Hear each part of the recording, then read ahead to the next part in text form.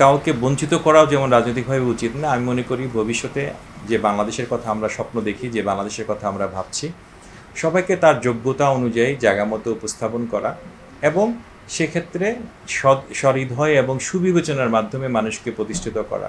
কোনোভাবেই কোনো মানুষকে রাজনৈতিক কারণে বঞ্চিত করাটা আমার কাছে মনে অন্যায় এবং গুরুতর অপরাধ।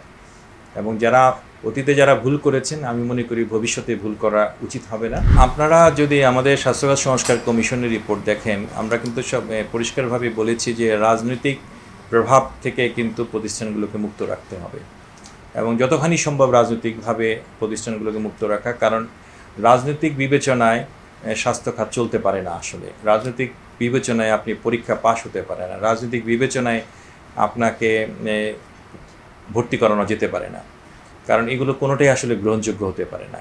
রাজনৈতিক বিবেচনায় আপনাকে প্রমোশন দেওয়া হতে পারে না। তো এই কোনো জিনিসই আসলে এগুলো হওয়া উচিত নয়। হওয়া যেটা উচিত হলো যে এখন আমাদের কাউকে বঞ্চিত করাও যেমন রাজনৈতিকভাবে উচিত না, আমি মনে করি ভবিষ্যতে যে বাংলাদেশের কথা আমরা স্বপ্ন দেখি, যে বাংলাদেশের কথা আমরা ভাবছি, সবাইকে তার যোগ্যতা অনুযায়ী জায়গা মতো উপস্থাপন করা এবং সেক্ষেত্রে সহৃদয় এবং সুবিবেচনার মাধ্যমে মানুষকে প্রতিষ্ঠিত করা।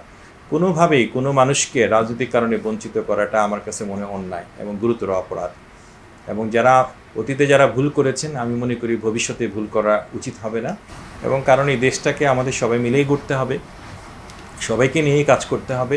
ভবিষ্যতে আমি চাই না যে এইসব কারণে, শুধুমাত্র রাজনৈতিক কারণে কারো চাকরি যাক এবং কেউ ক্ষতিগ্রস্ত হোক, এটা আমি একেবারেই চাই না। এবং আমি ব্যক্তিগতভাবে আশা করি যে পরবর্তী সময়গুলোতে আমরা এই বিষয়গুলো মাথায় রাখব।